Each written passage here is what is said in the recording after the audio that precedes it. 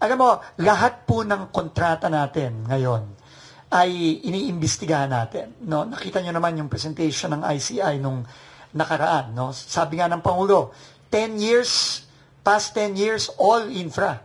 Hindi lang flood control. At nakita nyo yung numero, kung di ako nagkakamali, parang 230,000 ba yun, no? na proyekto ang titignan natin. Pero syempre, ang focus natin ngayon kasama ng ICI dahil na rin sa gustong tutukan ng ICI ay yung mga ghost flood control, suspected ghost flood control projects. So lahat yon, regardless kung may politiko, walang politiko, basta yung kontrata, tinitignan natin, kung yan ay ghost, o suspected ghost, yan ay immediately aayusin namin yung case file niyan, kagaya nung ginawa natin sa Bulacan, kagaya nung ginawa natin sa Mindoro, sa La Union, sa Davao Occidental, at sa iba pang mga project na tinignan natin in the past, ganun din ang gagawin natin. Ano tayo dyan? Whether or not may kasamang politiko o hindi, hahabulin natin lahat yan. Last two na lang po.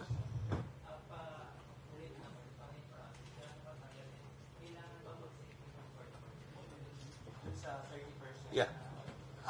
Ang tanong mangyayari lang pag hindi magbabayad yung insurance company. Ano ang proseso natin? Dadaan tayo, kung kailangan natin dadaan tayo talaga sa korte. RTC ang kaso na kailangan for claims. No? Pinapag-aralan natin kung ano ba yung dapat nating i-file. Hindi po kami yung administrative. DPWH po yung as the one. Pero sana wag na tayong mananawagan na rin ako. No? I'm sure naman susuportahan tayo ni Commissioner Ray at ng buong commission na para dun sa mga insurance companies na makikita naman nila na talagang hindi ginawa ng tama yung mga proyektong ito. Sana magkusa na sila. No, magkusa na sila. Wag na silang legal pa. Lalo na ngayon na ghost ang pinapriority natin. Sana magkusa na sila at ibalik na nila yung claim na yon ng gobyerno. Kasi unang-una, Pilipino din naman sila. Pilipino din naman sila. Nagbayad din naman sila ng buwis. Diba? At kung nakita naman nila talaga na ghost yun at hindi tinupad ng contractor na in-insure nila yung responsibilidad para gumawa ng tamang proyekto, nananawagan na siguro kaming dalawa ni Commissioner Ray. Magkusa na. Huwag na natin paabutin pa sana sa court ito. Pero, kung magmatigas sila at labanan nila, wala tayong choice. Pasensyaan tayo. Yeah, i-clarify ko lang yung parte na yun. No? Talagang kailangan natin magtulungan. Yung naman pong insurance companies ay mayroon pa rin po silang legal na paraan para ma-recover naman yung kanilang binayan. Babalik siya sa contractor. Na yun naman ang nakipagtratuhan naman sila sa kanila eh. So doon din dapat makatulong sila. No? Na kung hanggat maaari merong maibalik agad at sila naman ay merong karapatan na under the law na bawiin yung kanilang ibinigay na bayad sa insurance doon sa in-insure nilang kontratista.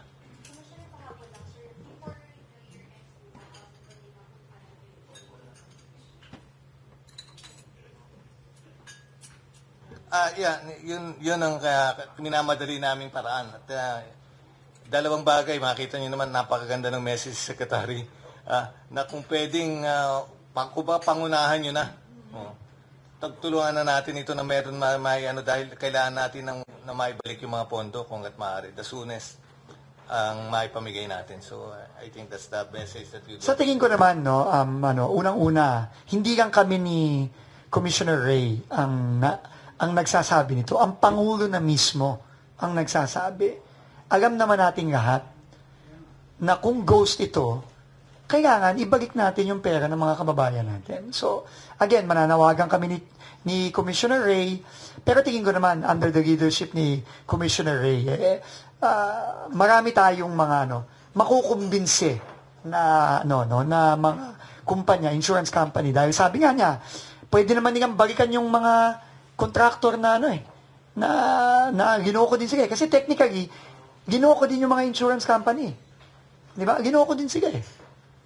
Hindi lang naman yung DPWH o yung taong bayan ang ginoo ko ng kontratista. Pati yung insurance company mismo, naloko din. So, hopefully, no, maibalik natin ang mabilisan ito, no, sa tulong na rin nila. Pero, kung hindi sila mag-cooperate, pasensyahan tayo, aabot tayo ng korte at hindi ko na alam kung anong mangyayari doon.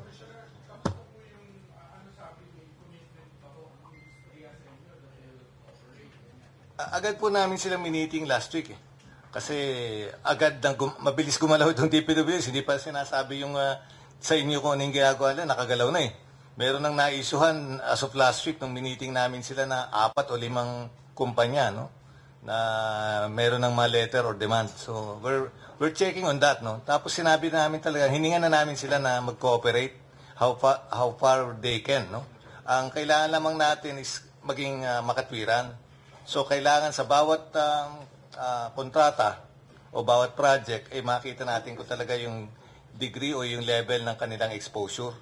Dahil hindi naman po lahat yan, may malamang mayroon ng mga sarado yan. Hindi lang talaga mayroon.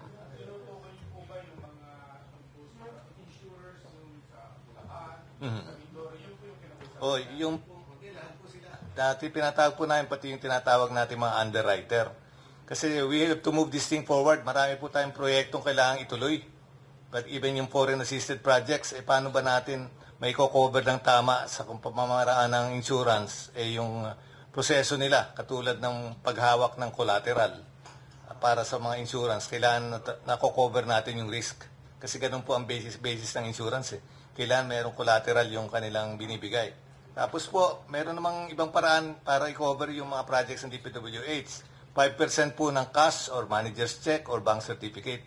Pwedeng yun ang gamitin kaysa yung 30% based on insurance. At even po GSIS pwede lang gamitin.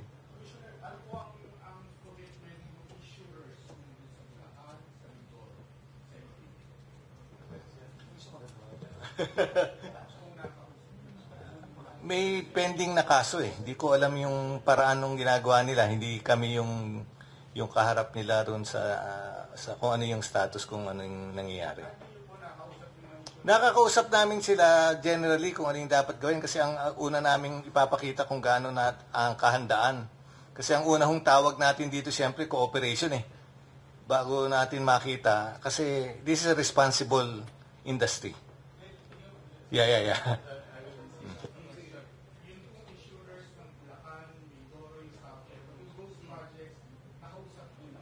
Yung pong narito at nung matindang meeting, nandito po sila at pinakita sa amin yung letter ng DPWH. Ang kailangan po nila, tignan din yung kanilang sariling record.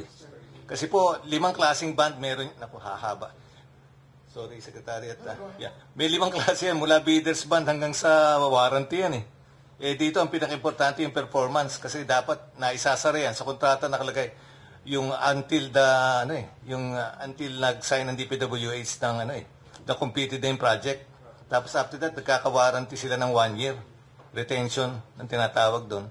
At pag mayroong ganun, 10%, hindi pa natin kagad binibigyan ng DPWH. Instead na i-hold yung 10%, meron pa tayong ban na pwedeng i-issue to cover yung 10% na para makuha kagad nila yung pera. So may mga ganun pong proseso. Yun lang kailangan natin tingnan kasi we cannot, kailangan po natin naman na yung kanilang karapatan dun sa parte, hindi kagad natin masabi kagad. Kaya yung mga tanong na biglang 30% ba lahat, titingnan po natin yung per project. Mahaba pong proseso, pero kaya nagtutulungan kami. Kasi ang importante rito talagang gawin natin yung proseso ng paano maibalik at the soonest possible time. Kasi yung sistema natin ngayon talaga aandar eh. Ilang taon na po ito ng DPWH and with the new secretary, talagang naniniwala po at nagtitiwala kami na talagang kaya natin gawin ito, lalong-lalo na moving forward. Siguro, ko lang, no? Yung nasabi ni Commissioner Ray kanina, sumulat, yung para doon sa Bulacan case, no? Yung tinatanong mo, sumulat na kami sa 3 insurance company.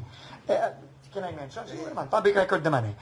Sa Liberty Insurance, sa Travelers Insurance, tsaka Sterling Insurance.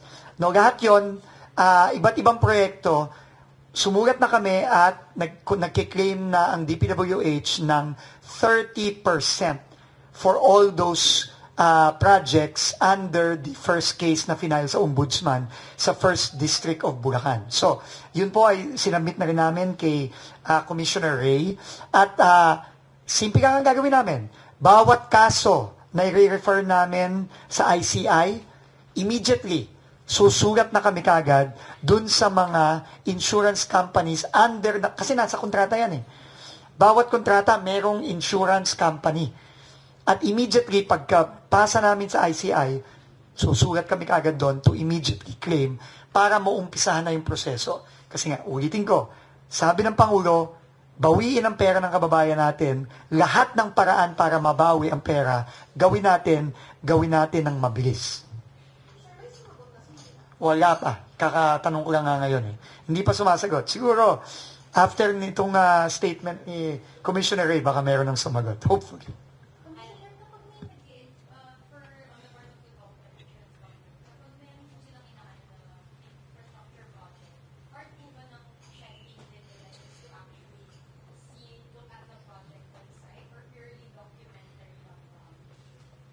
Doon sa amin, generally, ang requirement namin, dokumentasyon eh. Documentary ang una namin requirement. Wala pa kasi hindi pa nga nila, wala rin makapagturo kaagad kung saan at alin eh. Ang kailangan po natin tingnan ngayon kung paano ba yung pinag-usapan ho namin ng industriya, yung monitoring. Yun ang kailangan natin makita kasi sa dulo, kasi kailangan natin explain kung meron pong isang project na tinitingnan namin na parang isang taon, biglang natapos ng 3 buwan. Tapos isasara na kagad yung project. Medyo mapapaisip ka, no? Paano nangyaring natapos, no? At paano hindi nalaman ng kanilang insurance company. Iingatan po namin yung parte ng collusion. Baka meron nga po ganung nangyari. Kasi dapat po, para din kung ano kanya-kanyang role tayo eh. Ito pong insurance ay dapat mag-role din ng kanyang parang other duty aside from the financial ano eh. Na talagang makita rin nila na talagang natatapos ang mga proyektang kanilang pinangatawanan.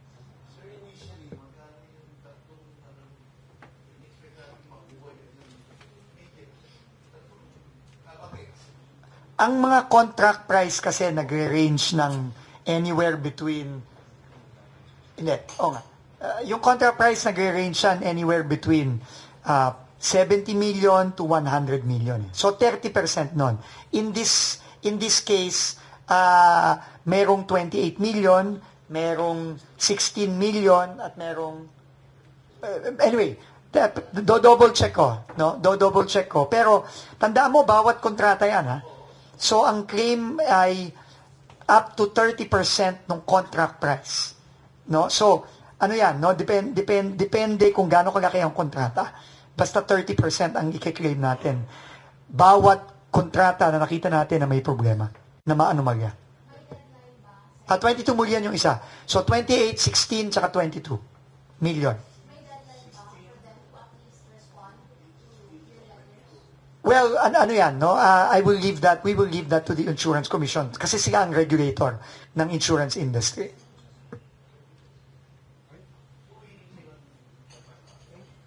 Hindi pa po sila sumasagot sa sulat namin. Pero again, ulitin natin, nasa kontrata yon, ha?